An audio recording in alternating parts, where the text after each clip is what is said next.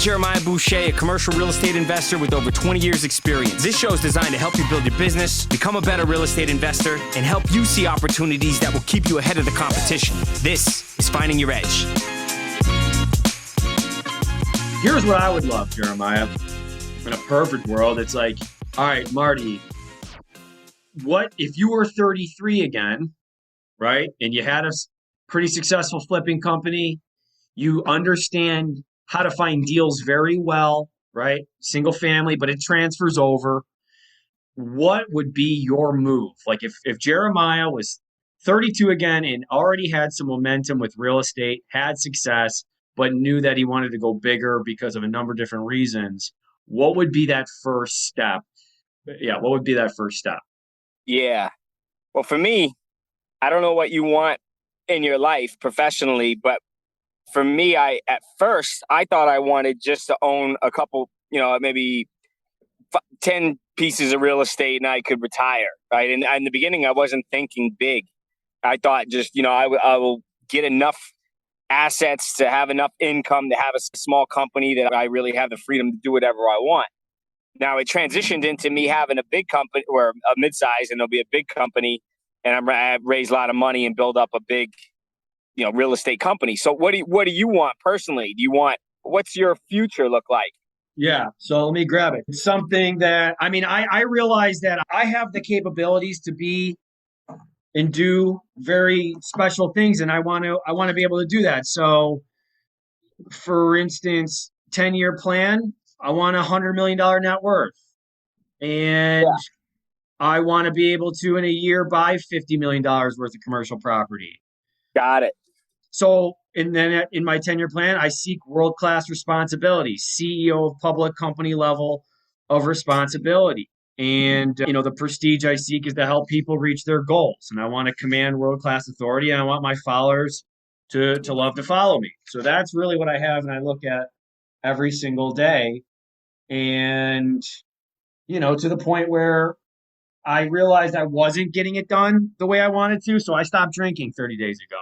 So and part of that was actually your buddy Bolt Storage there. He puts out like a weekly thing, I saw it.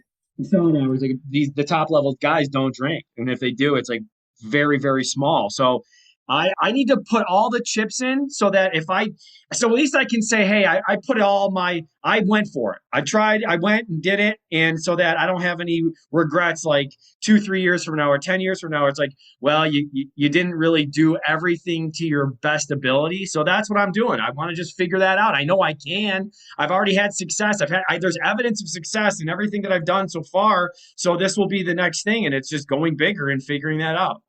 Right. Got it. So you want the $100 million goal? Like you want to go big? Absolutely. I feel like if you think you can, you should. Like you should go for it. Right. So with that being said, where do you see it? What have you learned so far in terms of how in real estate and where you want to go? Because it's pretty broad. So I just want to make sure I answer the question correctly. I think I've been playing pretty small. And I'm not sure. Is it like you take them down one by one, these self-storages, like I'm buying, is it like, hey, you just do a little by little each one and then, just like an elephant. And then all of a sudden, that's how you eat an elephant. It's just one bite at a time. And, is it, what is it? Is it maybe you got to work for somebody who's already doing something like that and learn from them and have it diffuse into your own, learn the system. Like, I'm not exactly sure. Like, is it just my day-to-day right now is pulling lists of self-storage in Pennsylvania, Ohio, New York that are 20,000 square feet and bigger and just hitting the phones and seeing who's open to offers and then making those offers. And that's really my day-to-day right now. That's what I do. So I don't know if I need to do more or if I need to, or what. Yeah. What drew you to self-storage? Other than me, like what draws you to that asset? I think it's the scalability of it. And we have single family rentals that are extremely difficult to manage. And so it was really more of like, what real estate do I like? That's really what it was. It was what's going to be a little bit less of a day-to-day maintenance for single family rentals. It's, it's full contact, especially with some of the C class properties that we own here in Rochester. So I just figured, Jeremiah, that anything has got to be simpler, more effective, and scalable than what we're doing now. I mean, that's really what drew me to it. Got it. And how are you funding everything now? How are you raising capital or getting the equity you need to keep acquiring your current business? We started with hard money, probably like a lot of people, the 12 and 2. And as we've built up our success, we were able to then find some private money that's really, for the last 2 years, supplied every single deal that we needed. Yeah. I kind of feel like we should have branched out a little bit more to have more people, so that if this person ever were to not want to work with us, or it gets tapped out, but they are a top 1.001% type person. So we haven't had to, but that's one of the reasons why doing the podcast, putting myself out there, starting the New York Real Estate Investor Group, so that when people did look me up and did look up my deal, they saw a digital reputation that was positive. And so I've never had to go out and really knock on doors to raise money, but I'm super not against it, and I would be happy to do it if we needed to. And what right now, how much equity when you started, or I'm just trying to get a framework. Sure. How do those terms look in terms of how much equity you got to bring in and how much money, I mean, ballpark, do you have money, but of your capital, how much is actually tied up in deals right now in your house flipping business? Almost entirely. And do you have a lot of inventory out there right now where you have to sell it, or you do? No. We're running up. We're almost done. We have one house that we've closed on last week. We have 6 that are in different stages, like 3 waiting to close, 3 being worked on, and then 1 we just closed on. But after that, the pipeline is 0. So my back's against the wall, and I think it's a sign that we need to go way harder on commercial. And that's my focus the last 3 months. Nothing Why else. Is it slow down? Is it because you decided not to buy, or the market shifted and you feel the margins are not as high?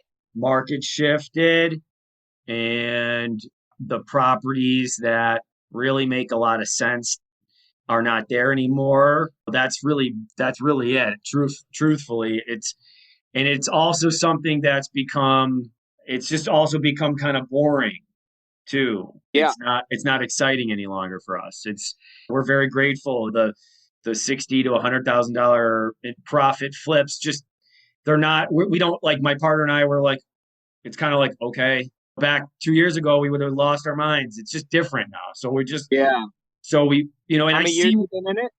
We started buying rental properties in 2015, and then we both left our job in 2019, and we had been flipping since 2019, and so full time, almost, what is that, 3 years? 3 years. Yep. Yeah.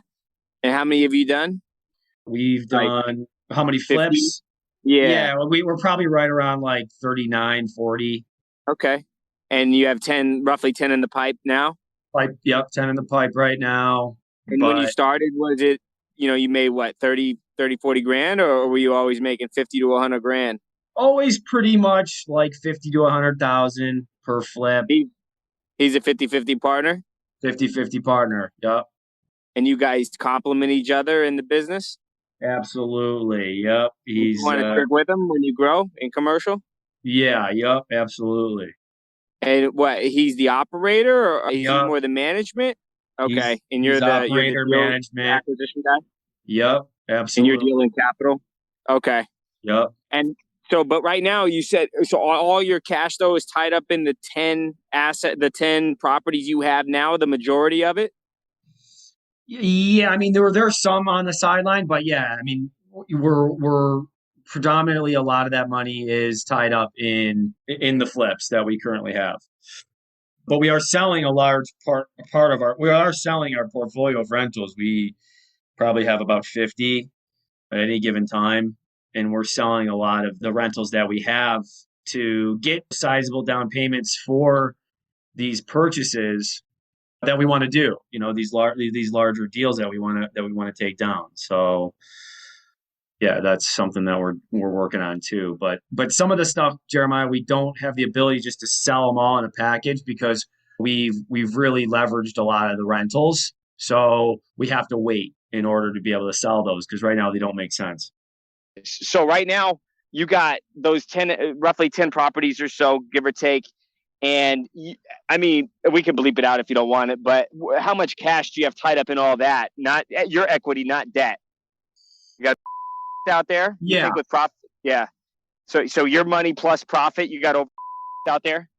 Yeah. Oh yeah. Mm-hmm. Easily. Okay. Easily. Right. Okay. So the question, I guess, what I would do where I see you guys at, I like the storage space. I think the niche is there right now.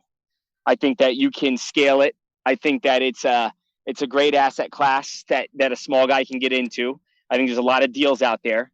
I think it translates well to you guys with single family home flips where, you acquire something, you make the improvements and you raise revenues and add value and then be able to refi and pull out money. It's almost an identical model, or you sell it. Yes. So I think what I would do is 2 tiers, like what I did when I started. I would start where you get 1 or 2 really good facilities under your belt. So right now I would get cash heavy. Get out of those fucking flips as fast as you can. So maximize your margins and sell them because we don't know what is going to happen to the market. You don't want all your money tied up in houses if things turn. So, and I think that's your goal, right? Get as much liquidity as possible. Yep. And then you don't have a lot of new deals in the pipe. So get cash and then look at a facility, buy your own facility that meets the criteria I keep telling you about. Yes. You know what, you 20,000 or more can expand and get 1 or 2 facilities under your belt. Don't grow too fast internally. Just get a feel of the asset class and see how you guys like it. All right.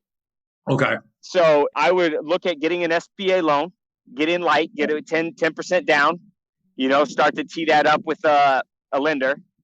And you want to find an asset that you're going to be able to add value, obviously. So buy it. And then what I would do from there is refer other assets to me or to another operator where you can get a fee and you want to build up a bigger cash position and you want to learn the business so you can build up your capital and build up your knowledge base and experience around the storage. And that way you get the best deals for yourself and take 1, 2, or 3 of them. Keep at least 50% of your net worth in cash. Wait for a while, get a feel of everything. And all the other deals that are decent or too big or they just don't have enough, they're not in your market, I would assign them to me or assign them to some operator. And then you build up more cash and build up more experience because we'll teach you every system. If you add a lot of value to us and source us a lot of deals, we're going to teach you every single thing we know. Okay. That's exactly what I did with the MHP guys. Okay. And sourced them 80, 90 deals. And those guys are 90 plus. They were able to build one of the biggest funds in the country. So how can, at this stage, where are you having the hiccups in terms of you got those 3 or 4 states that are near you? I think that's great that you're getting to know your markets. Do you know right now the rents? Are you getting a feel of what the rents are in these different markets? Not really. No, I'm more of like just trying to get people on the phone and talk to people who might be open to offers. That's really my number one. That's my number one goal. All the other stuff, I know it's important, but it's something that can be done after I find somebody who's wanting to sell. Sure. That's great. So first step though, when you're on the phone, you want to understand what their rents are. And all you got to find out is what's their 10 by 10 rent. Okay. and you got to know what the other 10 by 10 rents are in the area. Okay. So do you know what a 10 by 10 rent is in Rochester? I believe it's around $80. Yeah, that's about the lowest you want to get it. Okay. Because I believe you don't want to scale in markets that you can't get the rents above $10 to $12 annually a foot. Okay. $100 would give you $12 annually if every single person paid and you had all 10 by 10s. Yeah. If it's $80, that would give you $10 a foot. But if you get less than that, it's hard to scale those businesses because you have to manage so many storage units, and it costs you essentially the same to build in any market, that you don't want to go scale in markets that the upside's not there. You're going to have to do twice as much work to get the same upside. Okay. And the cap rates are shitty on the exit. Nobody wants to buy them in those little markets, like those little low rent markets, like Wisconsin, parts of Wisconsin and Iowa and in central Illinois that I looked at. So what you want to do is find these markets where you have closer to $100 plus 10 by 10 rents. So when you're on the phone with these people, you're not wasting time. You are trying to build a relationship. But when you talk to them, you want to build rapport and say, hey, guys, what do you guys charge for a 10 by 10? And then they're always open about it. Oh, we typically charge 60 or 70. Hop online while you're on the phones and check the other competitors' storage around me on Google Maps. Look around and see if everybody's charging 80, 70 or 80. And then the second question you want to ask is, how is occupancy? Are you guys staying full right now, or are you getting a lot of empty? Okay. And that's important because you want to know, those are the two things you want to know in every market. You want to know, are the revenues high and is there a lot of demand? Okay. Because there's no sense in calling people. And I wasted a lot of time in my life calling people I shouldn't have been calling because those assets they didn't even check the boxes to actually meet my business plan. Got it. So as soon as you start knowing markets where you're calling around New York, you're calling Ohio, you're calling these markets, you're an hour and a half from a decent sized city, and you're asking them what's occupancy and what's the rents as you build rapport, that's going to allow you to target these areas where you're going to know there's upside. Okay. Because then you're going to start to see, oh yeah, these guys are low.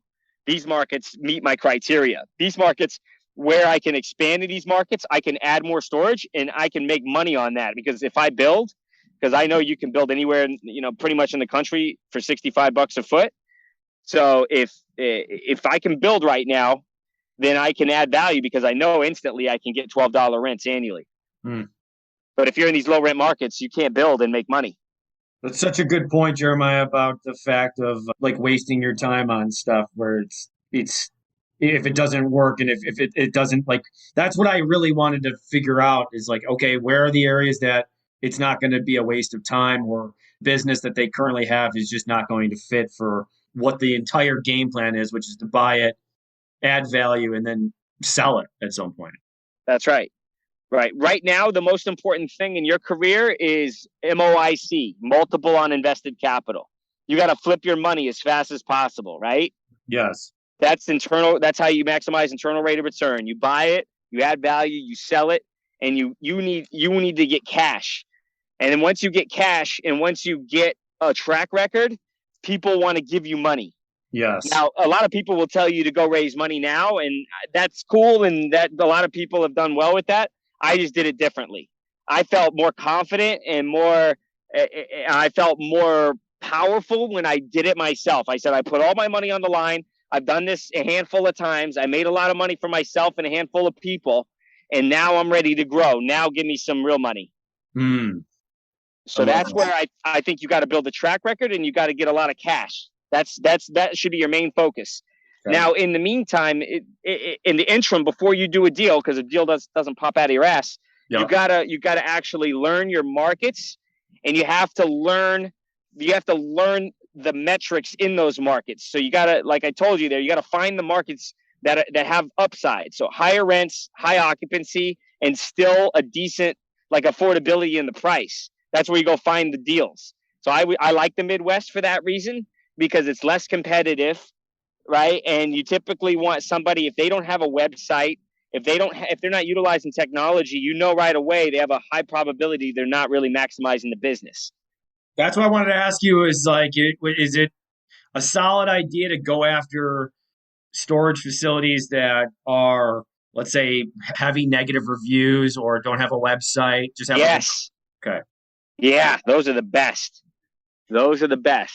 Okay. So you want to get 20,000 square feet or more. Don't fuck with anything below that, because it's just going to be hard for you to waste all your time on something super small.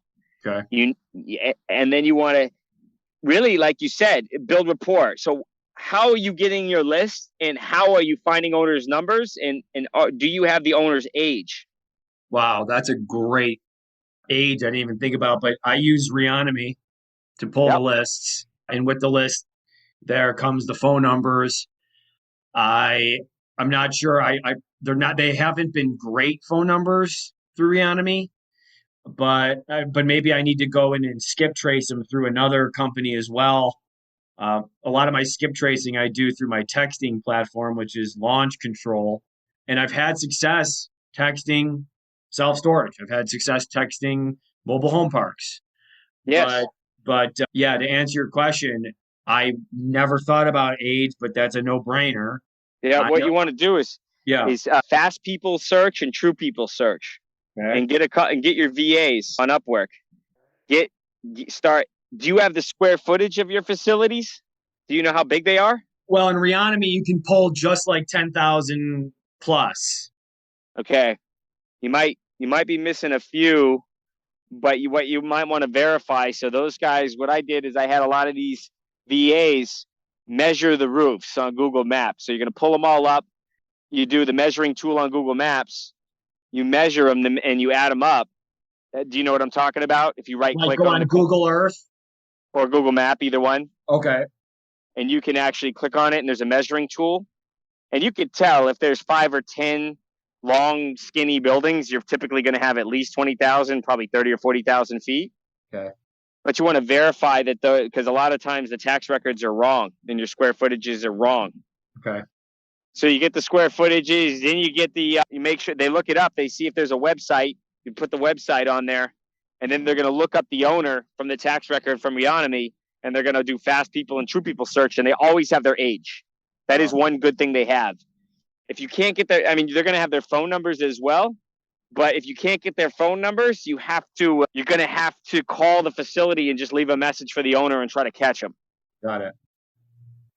Now, if they don't have phone numbers pulled, or you can't find phone numbers at all, and okay, yep, call the facility, but I know a lot of times that can be just a waste of time. I don't want to say that, but it sometimes feels like it. Do you ever just mail it, or do you say it's not a waste of time? Okay. No, yeah, everything. Mail, text, email, and call. You need to do it all. Got it. Or Reonomy's the list, but Reonomy's the one to pull. I mean, is like CoStar another one you could pull from, or no? You can. I didn't do that because I didn't have I didn't know. I honestly didn't do it. Like, we tried to do it and I forgot what the hiccups were. Got it. Okay. Well, that might have been a waste of $4,000 that I just did, but okay. No. There's good data on there. I would pull it and see. Yeah, we'll see. Okay, good. All right, good. And right now, is it just you calling, or do you have anyone with you? It's me and my partner Matt. I have VAs right now that are calling our single family stuff, because we still have that business, and that model still has been something that keeps our lights on. But I am now facing the fact that we're going to have to move one or two of them into this if this is something we really want to do. Yeah, when are you going to decide if it's something you really want to do? Well, I know it's something I'm doing regardless, but I also feel like, and maybe I'm wrong here, maybe this is the hiccup, right? This might be the hiccup right here, is where it's like, well, I'm also have this flipping wholesale business that does very well. And and then it's like, okay, Marty, your full time is calling the commercial stuff and getting this division of the company off the ground. But maybe we need to burn the boats and say, F that, just go, everybody's into commercial now, and this is what we do. Yeah. So the question is, do you step away from the single family? Well, I think I know the answer. I think we need to just completely, everybody's getting out of this side, which has been simple and something that we know because we've done it for 5 years, and now going to more of the unknown, and double down on the commercial side, self-storage side, because I believe that if we jump, then that will appear in this side. But it is a little bit. It's just going to be a change, and that's okay. I think I just Yeah, can you do both? I feel like I can, but maybe I'm wrong. I mean, what do you think? Do you think people can do both?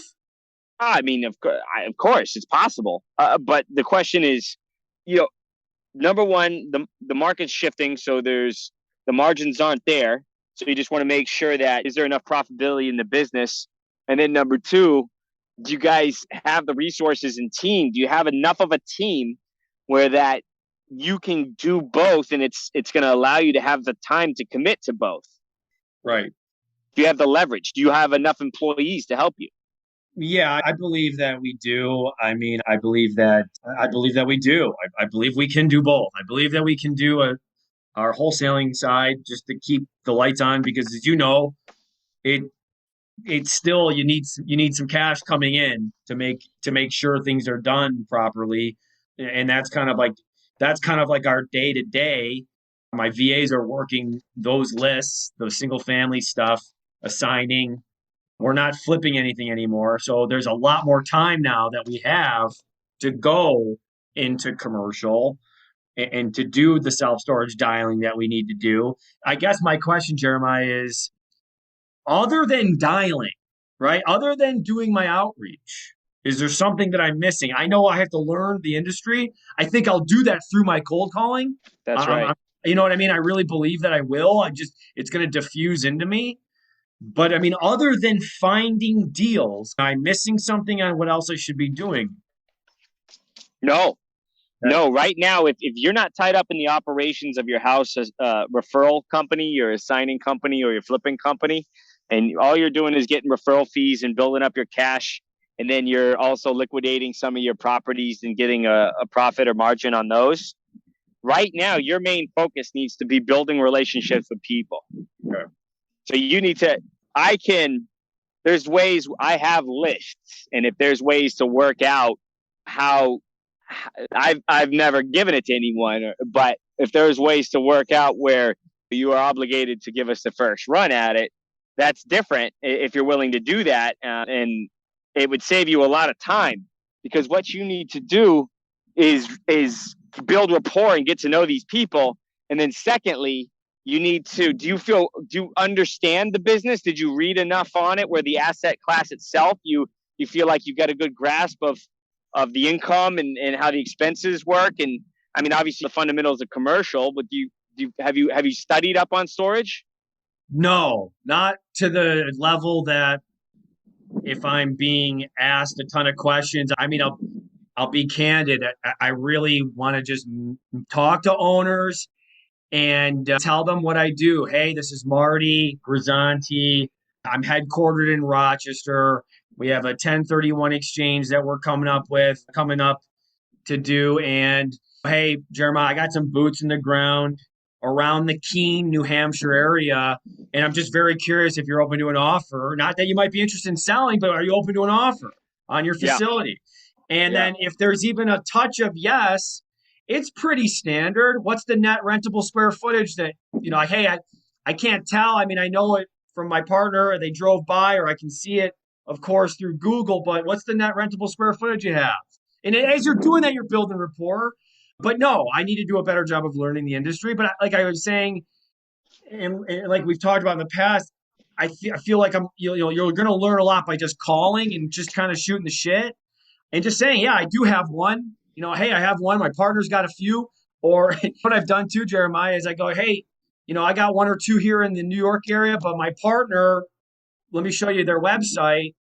And I show them your website, the Patriot Holdings. Yeah. And that's a ton of credibility. I mean, my number one thing is just building credibility. I'll shoot them a text message. I shoot them a text message with my email, which is not at a Gmail. It's at Marty at suplexcapital.com. And then, oh, by the way, here's my all-purpose storage that I partner with, right? And you can see they have over 100 plus locations. I know I need to get better at the No, that's good. No, yeah. Yeah. So what I would do though is I think the thing that really helped me is the conviction around it. So understanding, okay, what am I really trying to achieve by buying this asset and stepping into it? Like, so reading AJ's book, reading my book, reading the Mark Helm's book about storage, and then looking at it and going, okay, so what I got to do here, I got to find a facility that's 20,000 square feet or more.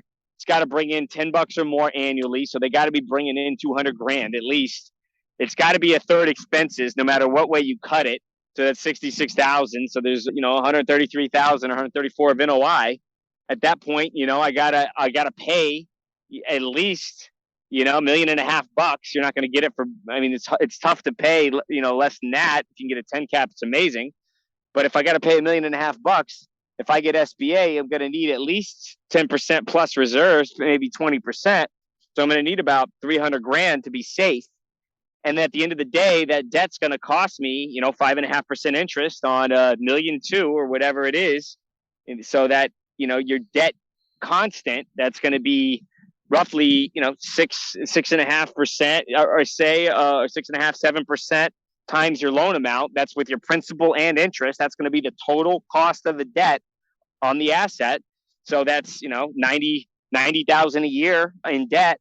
Roughly 90 to 100,000. That leaves you, 30, 40 grand left over in cash flow. That gives you a good 10. If you have 300 into it, that gives you a 10% cash on cash.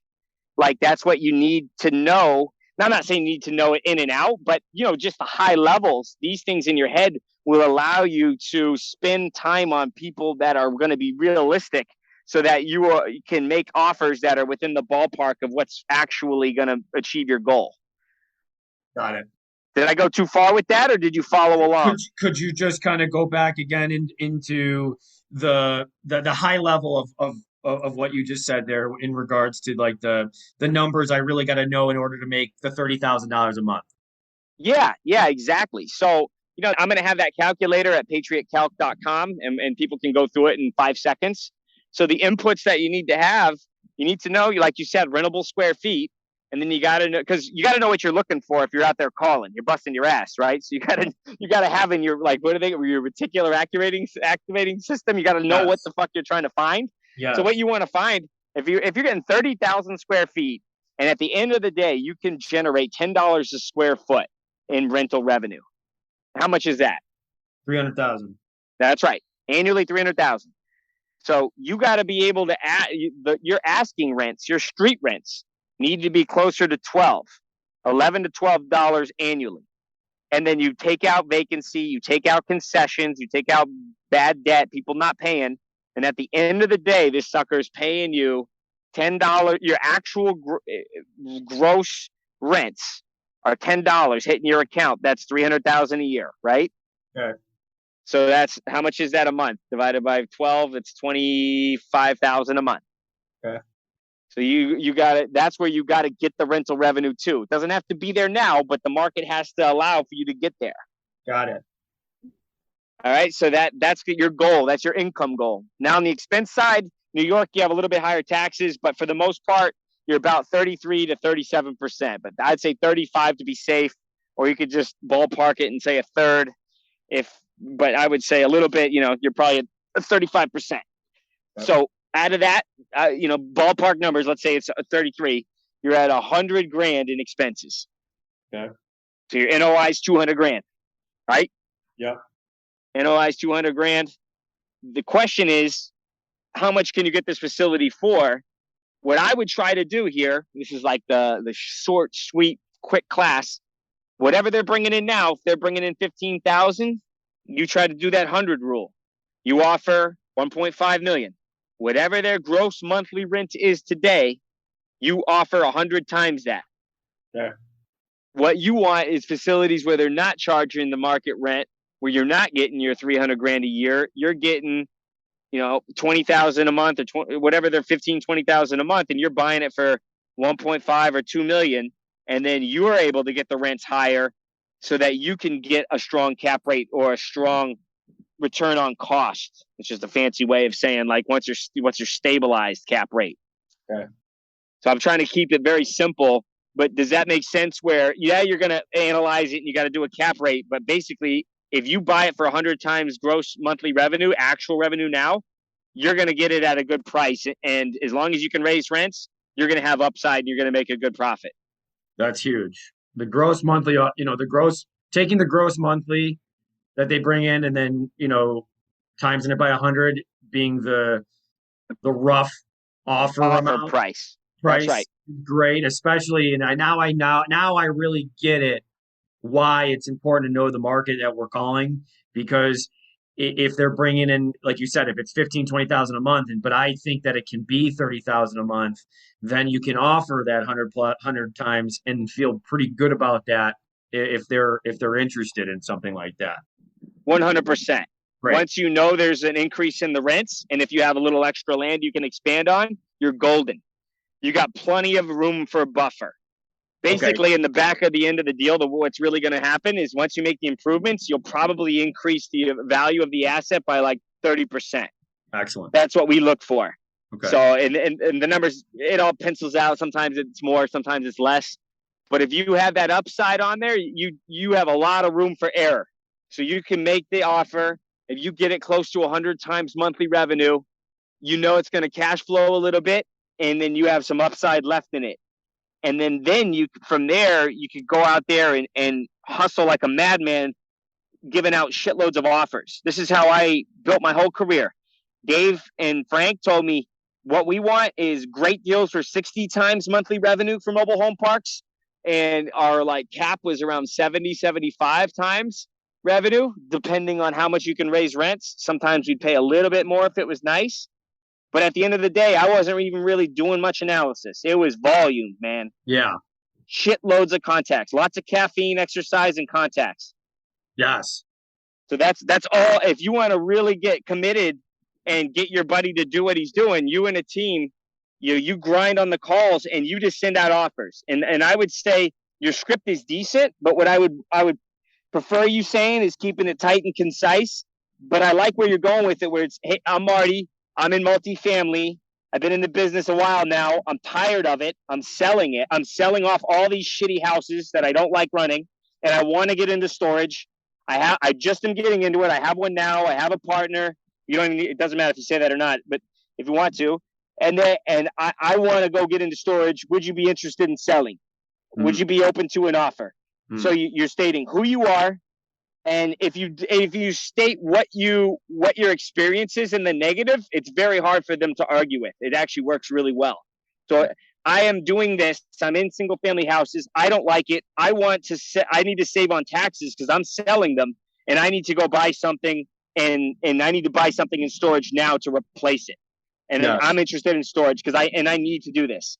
That's going to open up their mind a little bit more, going, well, he's serious. He's credible. He's got a little experience. And he has motivation. Maybe he's an idiot and he'll overpay. Yes. Yeah. So at least it gets them intrigued, right? Yeah, it does. It does. At least from my, experience so far. Just, saying 1031, it gets them going like, oh, he's under a clock, you bet. He's on a That's time. Right. He's on a time. I have to buy. Yeah. I have to buy. And it's fine. If they're sophisticated or not, that's fine. But if they're not maximizing the efficiency of it, they're not raising their rents, they're not using technology, they're not building on every square acre that they have, then you're good. Okay. Then you have the ability to buy it at a fair price, a 6 cap, 6.5, 7 cap, but you have upside because you're willing to go put it, you're willing to build your business and put in the work and create the value. Yes.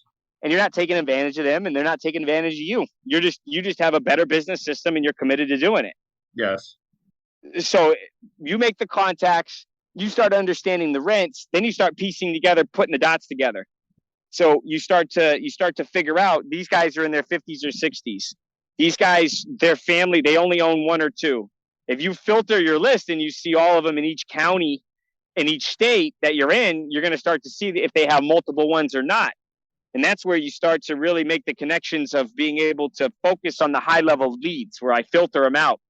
You're filtering them out like these are, these people are older. These people don't have a lot of them. These people really are hands-on. They run it themselves. These people have like a big company running it, a big public storage or public REIT. That's not someone I can really get a hold of. That's not going to work. Right. This doesn't have any room to expand and it's too small. It's only 10,000 feet or it's only 20,000 feet, but it's only on 2 acres. It's landlocked. and their rents are at market. I really can't do a lot with them. There's not a lot. That's not a healthy contact for me to keep making. Right. And it's all about filtering the list down. So that way you're making the highest level contacts, and you're hammering. You master your states. You master New York or Western New York. You master Pennsylvania. You master Ohio. You learn everybody that's there. If people think of storage, they think of you. Because you're passionate, you're committed to it. You're not bouncing around doing a bunch of other commercial shit. You're not doing tons of house flipping. I mean, you still have the business going. You and your partner are still leveraging it, using your employees to help bring in some money, but you're parking your cash and you're focused on buying yourself one. You're going to own one yourself. Yes. And then outside of that, you're gonna start assigning them. Anyone that doesn't, it's not a home run, and you know it's the best thing possible. You got to start selling them off to me, and you're gonna be able to get fees. You're gonna be able to build up a lot more cash. So if things go bad in the market, you can sustain, and you can start hiring some people to get better scale. That's what I want to do. That's what I am doing. Yep.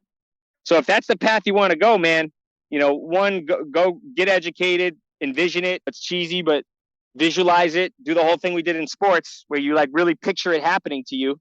You picture you owning this facility, you bringing in 30 grand a month, you paying 10 grand in expenses, you're getting $20,000 of NOI, and you're going to learn a lot, man. That's where I want you having that one under your belt. It's going to teach you accounting. It's going to teach you marketing. It's going to teach you the software. It's going to teach you the whole transaction on the due diligence.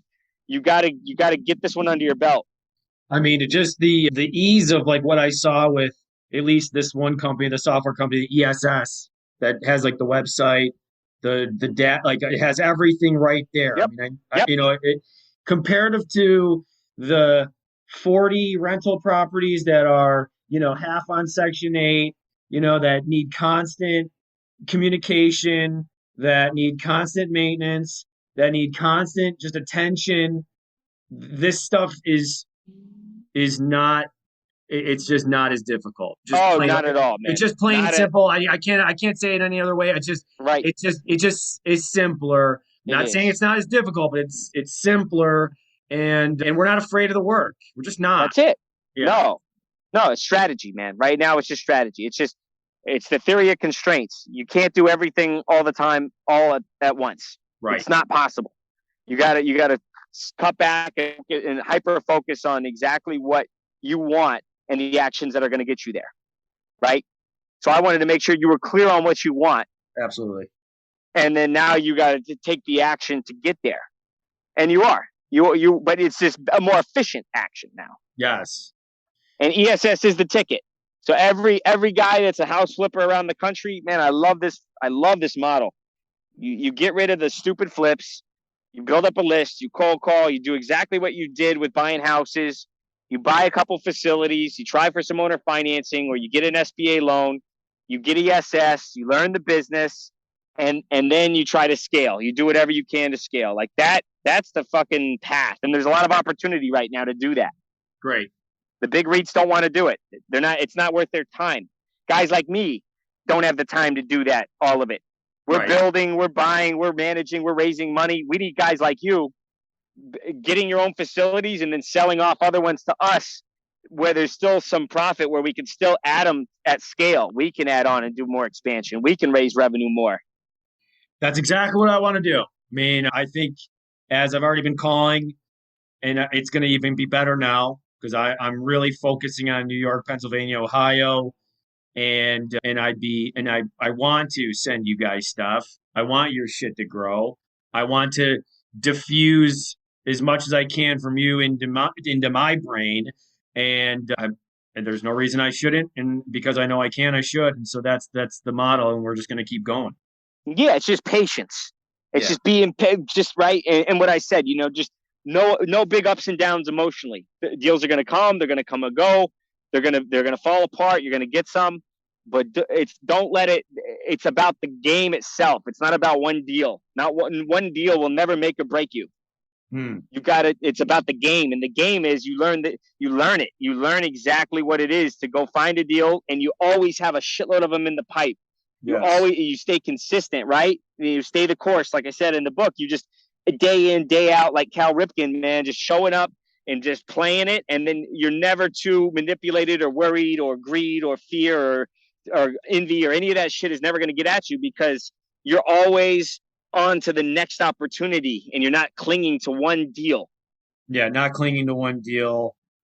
Emotionally, you know what I mean? Right. Like right. Emotionally, in your mind, you don't think, you're in it, you're committed. That's what I think I want to get across to people is everyone thinks real estate investing is great, and it is, but they think that it's just some part-time gig and passive income is truly passive, and that's a joke.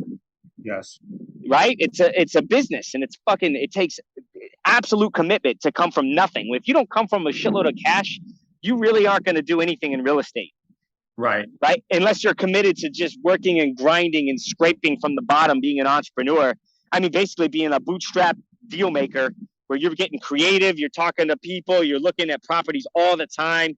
You're constantly learning the business. You're dealing with the shit, a lot of the properties that big guys don't want to deal with. And you're cleaning them up and you're improving them and you're making them better and you're selling them and you're making a ton of money. But absolute commitment, man. Absolute commitment. Conviction. You got to be in it 100% as an active investor, or don't even fucking play. That's what I want to tell everybody out there that's thinking they're going to get into this game. And I don't know the hack. I mean, you send all the letters, you do the emails, you do the texts, and you do the calls. That is it. I mean, these people respond to that. I mean, yeah, you could do some ads and shit on social media, but really, people want to deal with people that they talk to, they trust, they like, that they feel they know the business. And that's where putting that time in on the phone, you just can't bypass. That is it, man. That's what gets us excited, is that I'm not very good at a lot of things, but I can definitely call, and I've done it. I've lucked into a career where I started cold calling, and I've just continued it to this day. 8 years of cold calling, and it's something that we've always done. And it's the great equalizer, Jeremiah. It's the great equalizer. It really is. You don't have to have a lot of brain power, but if you work hard and you do have a gift of gab, and you know how to build rapport very quickly, and people can tell, and you can transfer your enthusiasm, and you're banging on your desk with conviction, and I believe it's going to work out. I know that everything that you're saying is going to happen for me. I just know it because I've already done it. So this is the next chapter of where we're going, and I look forward to it. It's awesome, man. You got it. I know it. I know you do. Because you now is the time in this asset class.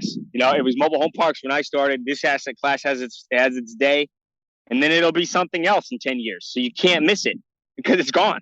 Right. Other people are going to get them. Now's your time. Right. Good. I appreciate it. Yeah, man. All right. So we'll talk this week. I'll get you set up. I got a couple ideas to get you, bypass you on the list where there's something to do where I get first right of refusal on the asset or something, and I can help you. Yeah, no doubt. Whatever you want to do. I mean, no doubt about that, though, for sure. I mean, we already don't even have that set up, and I'm already sending you everything that I find. So yeah, absolutely. And we'll document this journey, man. I want to see you build this business, and it's exciting for me to see that, for me to try to help you get there, because I'm the guy that was the guy that helped me, and I want to see what you go through. I want to see where the hiccups are, where you learn, where the problems are, because I don't see it anymore from that angle. So I want to see what you're going through. You got it. I'd be happy to do that. Whatever I can do to add value. All right, man. Well, we'll talk tomorrow. I'll get you the list in New York, and then you're going to turn into a beast. We're going to work on you calling, and I'll get you some things on those three states, and we'll go through the list. You can look at them. I'll get you an agreement on like a non-compete or an exclusive. Sure. And no doubt. You can hammer away. Okay. Easy peasy. Let's go. Sell those single family homes though, man. Yep. Right? Yep. When do you think you'll have the majority of them sold so you can get some money in the bank? Well, we got to figure that out in regards to, a lot of them are levered pretty good. We definitely were the burr guys.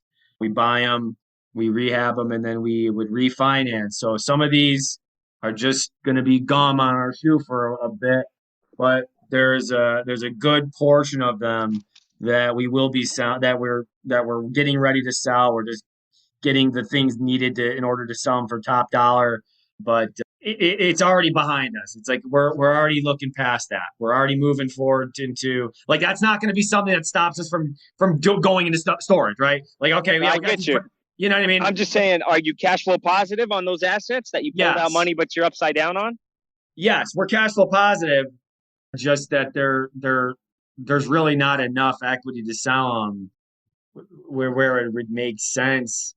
But the stuff that was just an absolute nightmare, we've sold or are in the process of selling. Anything that's been way more low key, we've been able to keep and our plan is to keep them until the next cycle and then sell those. You mean low key, meaning like low maintenance? Yeah, low maintenance. Okay. Yeah, low maintenance, good tenants, solid neighborhoods, and very, very little upkeep, very little management.